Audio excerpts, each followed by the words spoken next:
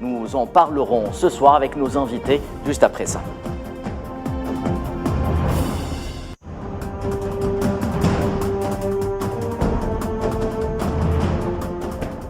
Et pour débattre ce soir de la manière dont la résistance palestinienne opère à son tour sur le terrain et inflige de nombreuses défaites à l'ennemi, j'ai le grand plaisir d'accueillir sur le plateau de l'échiquier international M. Abdelhak Mekki, politologue. Monsieur, bonsoir, merci de nous avoir rejoints. Merci à vous pour l'invitation. Et depuis Genève en Suisse, Riyad Seydaoui, directeur du CARAP, sera également avec nous en direct. Professeur, bonsoir, merci d'être avec nous. Bonsoir et merci pour l'invitation.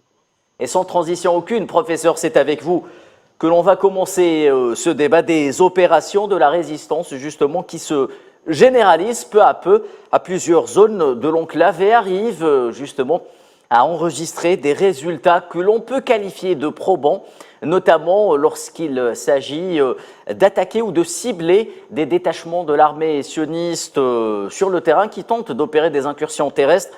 Comment, de votre point de vue, peut-on qualifier, analyser ces opérations militaires opérées par les brigades Al-Qassam en général? C'est un succès, un grand succès militaire. Hein. Les brigades Al-Qassam, le bras armé de Hamas, ou Sarah al-Quds, le bras armé du Djihad islamique, ou les brigades d'Abu Ali Mustafa, le bras armé du Front populaire de libération de Palestine. N'oublions pas qu'il y a plusieurs organisations palestiniennes qui résistent actuellement. Et hier soir, j'ai décidé de regarder pour la 4e fois sur YouTube le film de Bouhamama. Bouhamama, le résistant algérien contre les colonisateur. Et la leçon, c'est que jamais le peuple n'ont perdu une guerre de résistance. Peut-être quelques batailles par-ci, par-là, mais la résistance continue.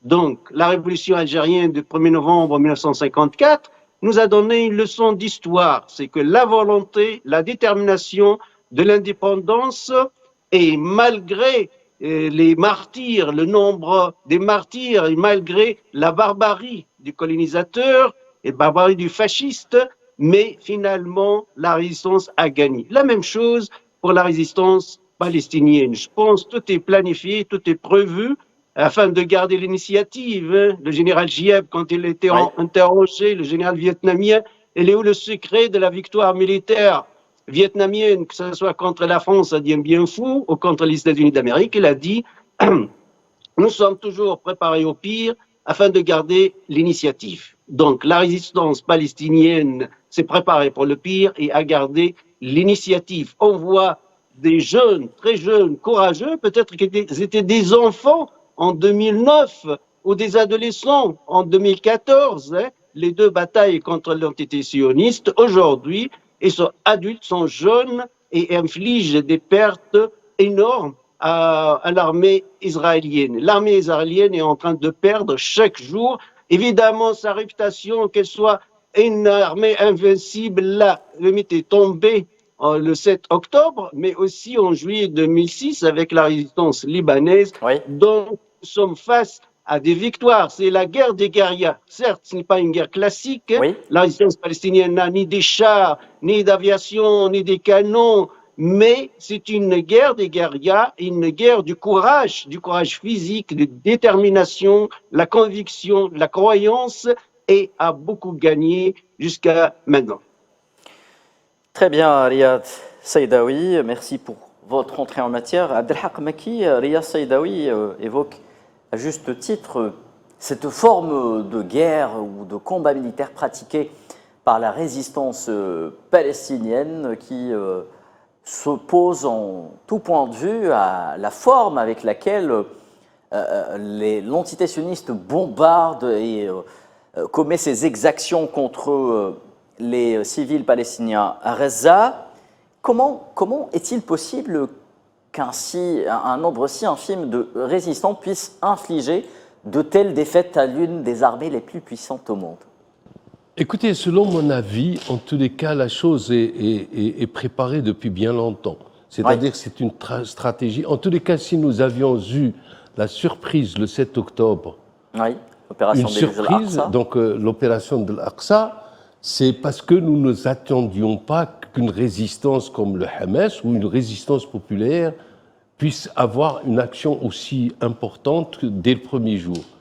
Mais il s'est révélé qu'il y avait d'abord, parce qu'il faut la mesurer par rapport à l'échec de l'État d'Israël. Oui. Le premier grand échec de l'État d'Israël, c'est de n'avoir ni prévu le 7 octobre, ni avoir eu des informations sur tous les mouvements qui se déroulaient à l'intérieur de la résistance palestinienne et particulièrement au Hamas. Et ça, c'est un échec extraordinaire et une réussite extraordinaire de la part du Hamas. La deuxième chose, c'est qu'il apparaît déjà, au bout d'un mois, il apparaît que, en tous les cas, de mon point de vue, il apparaissait que la résistance allait durer assez longtemps parce qu'elle était très très bien préparée. Alors, je tiens à dire deux choses. D'abord, parce qu'il y avait de l'innovation technologique. Et cela veut dire qu'on a travaillé cette question depuis bien longtemps, précisément depuis peut-être 16 ans. Et qu'on a préparé des jeunes Palestiniens capables d'innover sur le plan technologique de façon à pouvoir porter atteinte à l'armée de Sahel avec toute l'image et la mythologie qu'on avait sur son invincibilité. Donc ça, c'est dans la deuxième phase. Disons, le choc, si je puis dire, psychologique avait disparu parce que nous étions déjà, au bout d'un mois, dans une résistance qui est bien organisée. Ce qui se passe aujourd'hui, c'est qu'il y a eu d'abord des succès lors du premier mois, et puis du succès lors du deuxième mois, et qu'aujourd'hui, on est au 100e. Et donc, nous nous retrouvons devant une résistance dont l'histoire est lointaine, parce qu'elle rejoint, le Hamas rejoint en tout état aujourd'hui la résistance de tous les Palestiniens, c'est-à-dire au sein de l'OLP, et que de ce fait, c'est une organisation qui est tellement implantée. On a cité, Sadawi a cité la résistance algérienne. Exactement. Elle n'aurait pas eu autant de succès si elle n'était pas à l'intérieur même du peuple et qu'elle trouvait un soutien à l'intérieur du peuple. Et c'est le cas que nous trouvons aujourd'hui dans le cas de la résistance palestinienne. Alors, la question, c'est les résultats de nouveau. Et on se rend compte que disons, au 100e jour, on se rend compte que la frappe de la résistance est beaucoup plus meurtrière qu'elle ne le fut au début. Et donc, moi, je me suis toujours demandé, mais comment on peut construire autant de missiles, autant comme ça, parce que ça, c'est une armée déjà, d'accord ? Et qu'on puisse les lancer avec des 100 et des 100 missiles, etc., sans qu'on s'en aperçoive. C'est pas possible, c'est qu'il y a des usines.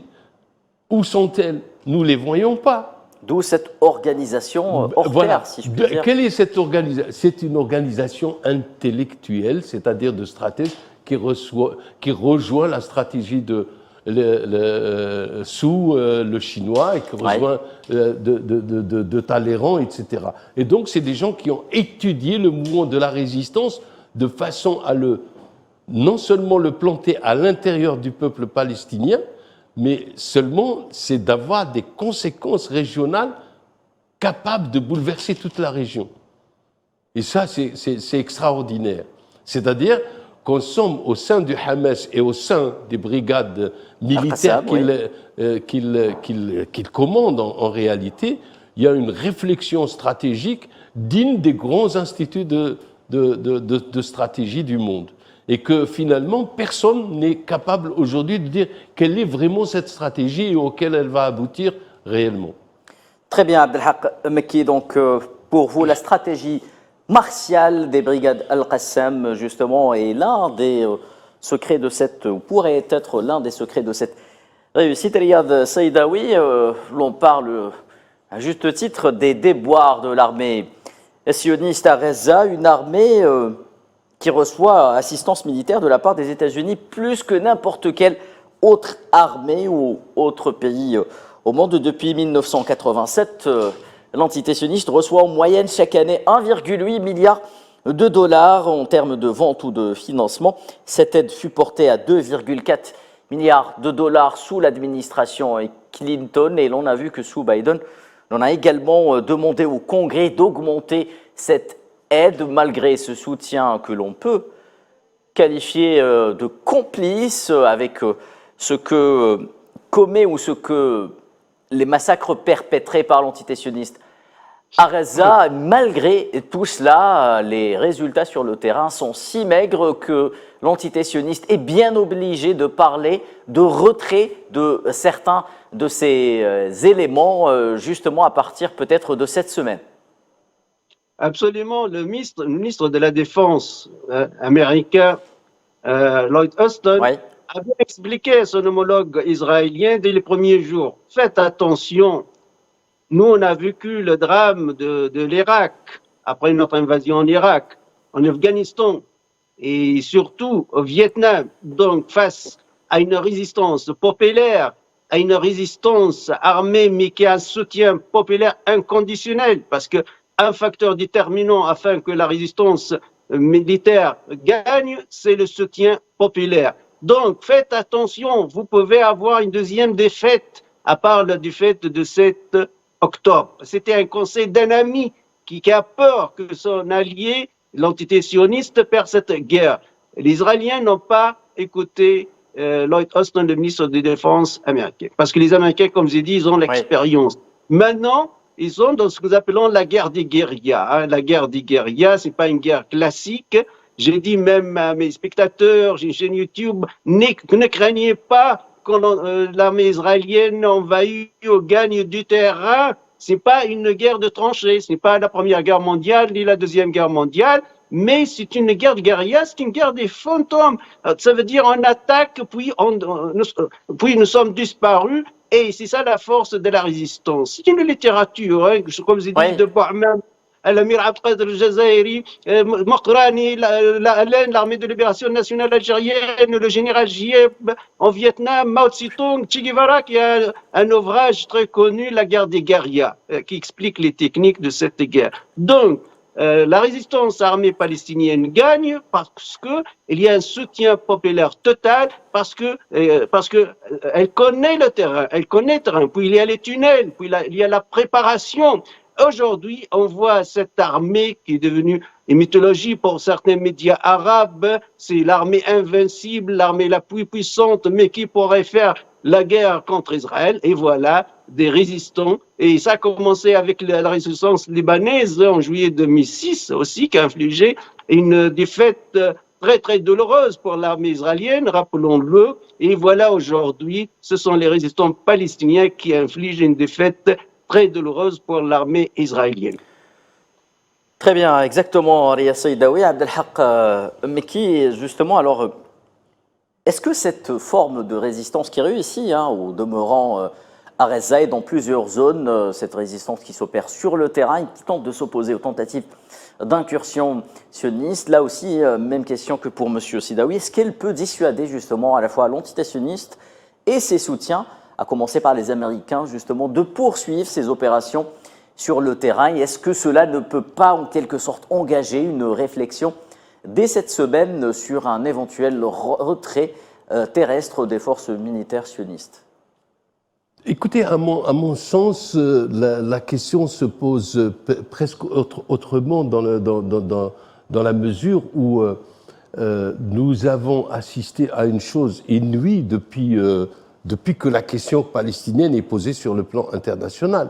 Jamais la question palestinienne n'a eu autant de soutien dans le monde. Oui. Aujourd'hui, on peut dire qu'il y a des millions et des millions de citoyens du monde qui sont avec la cause palestinienne et qui découvrent même l'acuité de la question palestinienne. Donc oui. Ça, c'est déjà important sur un plan politique, déjà. Et donc, ce qui est en train de faire reculer les soutiens à Israël, c'est précisément cette nouvelle opinion mondiale qui est pour les droits de l'homme d'une manière générale, oui. mais qui est anti-israélienne oui. dans le sens. Et le plus grand échec, à mon avis, d'Israël aujourd'hui dans cette guerre, c'est le fait qu'il y a de plus en plus de juifs non sionistes qui s'expriment à l'encontre de l'État-providence que voulait construire Netanyahou pour qu'il soit un État uniquement juif. Et donc, on se rend compte qu'effectivement qu'il y a des opinions à l'intérieur d'Israël comme à l'extérieur d'Israël, de la communauté juive qui sont contre justement ce qui se passe. Le deuxième réflexion qu'on peut faire, c'est le fait que cette résistance n'est pas une résistance ordinaire. C'est-à-dire qu'elle n'est pas une résistance d'un colonisateur à un colonisé. Il y a de la colonisation, oui. Il y a de la colonisation, mais c'est une résistance pour l'honneur. C'est-à-dire qu'en somme, on a tellement, et on le voit même sur le plan international, sur le plan de la politique même des grands pays occidentaux, en fait, elle était fondée sur un esprit de mépris total que l'arabe, le palestinien, d'une manière plus précise, et l'arabe d'une manière plus générale, n'est pas un homme respectable du point de vue des droits de l'homme, etc. Or, voilà ce qui se passe, c'est que cette guerre, elle a inversé complètement la réflexion et la forme même de pensée sur les droits de l'homme. C'est-à-dire que demain, nous risquons d'avoir une nouvelle version des droits de l'homme sur le fait de pouvoir, est-ce qu'on a le droit en tant que puissance de rentrer dans un pays et de le transformer comme on l'a fait en Irak et ailleurs. Et donc, nous avons une problématique internationale grave qui va nécessiter un affrontement politique et stratégique important. La deuxième chose, c'est que cette question de la guerre depuis le 7 octobre, elle est en train de conforter le modèle du multilatéralisme et de la souveraineté de chaque État. Et que de ce fait, on a vu qu'il y a des États arabes aujourd'hui qui se tiennent un peu à l'écart. Oui. Mais ils se tiennent à l'écart parce qu'en fait, ils ont compris qu'il y a un problème de souveraineté réelle qui se pose aujourd'hui avec cette guerre-là.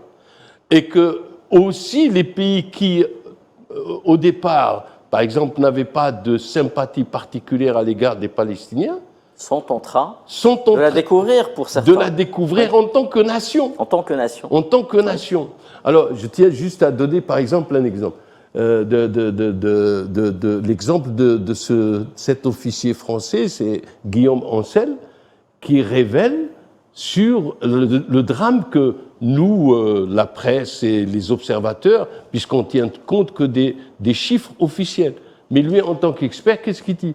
Il dit, mais en fait, si on tient compte qu'il y a 8000 personnes qui sont disparues officiellement annoncées par le Hamas, donc on est au-delà de 26 000. Et que si on compte les gens qui sont dans les décombres, on est au-delà des 30 000 morts, d'accord ? Et au-delà des 7 000 enfants, etc. Et donc la chose devient encore plus grave sur le plan de la réflexion philosophique en général.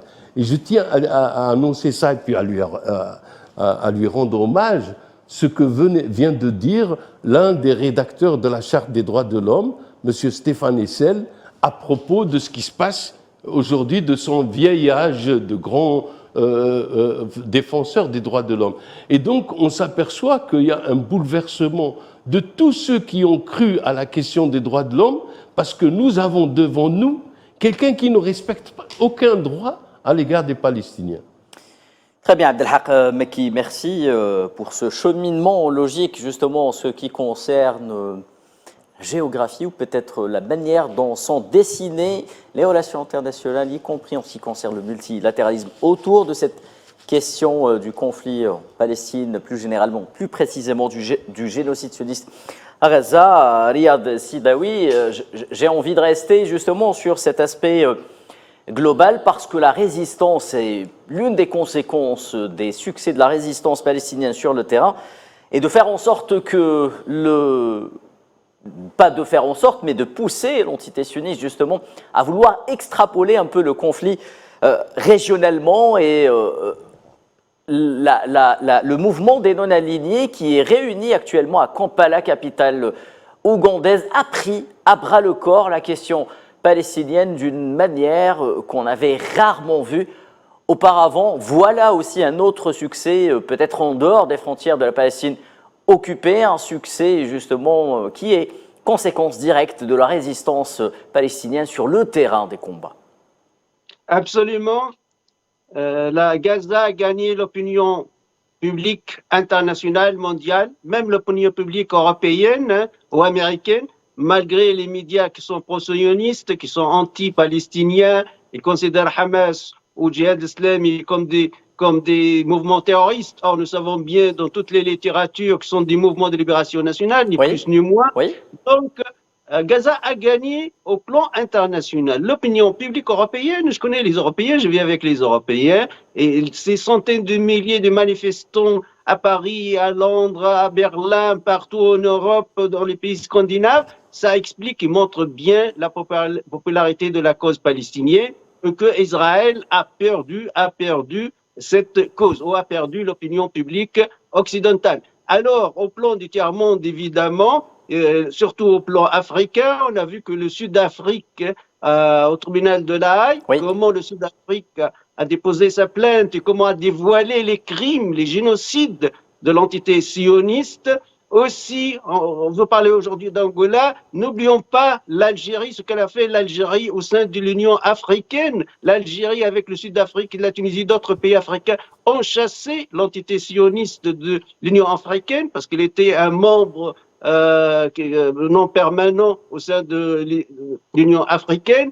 Donc, on voit plusieurs facteurs qui se regroupent, qui montrent bel et bien que l'entité sioniste a perdu sur tous les plans, a perdu sur le plan médiatique international, a perdu sur le plan éthique, évidemment, et des valeurs, du système valeurs, a perdu sur le plan militaire grâce à la résistance à l'intérieur et a perdu aussi sur le plan économique. On oublie qu'il y a une chute totale de l'économie israélienne, la bourse a chuté, la valeur de la monnaie israélienne a chuté, les sociétés sont en faillite, c'est grâce à l'aide américaine inconditionnelle que cette économie persiste aujourd'hui, sinon c'est le chaos total. Donc, la résistance a gagné et les faucons de l'armée israélienne veulent continuer cette guerre. La résistance palestinienne est prête, comme j'ai dit, pour le pire. Et avec un soutien inconditionnel de tous les peuples libres. Le président de la Colombie, à titre d'exemple, a chassé l'ambassadeur israélien dans sa capitale. D'autres pays en Amérique latine, des pays africains. Voilà ce qu'a fait le Sud-Afrique, ce qu'a fait l'Algérie, etc.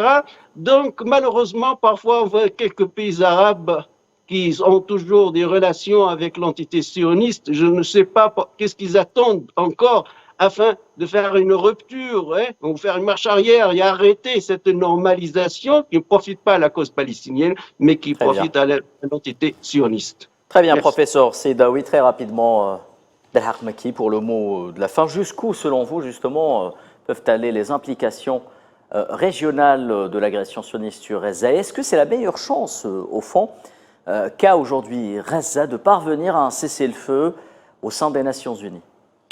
Écoutez, oui, au sein des Nations Unies, c'est-à-dire prenons la question de la Cour internationale de justice, déjà.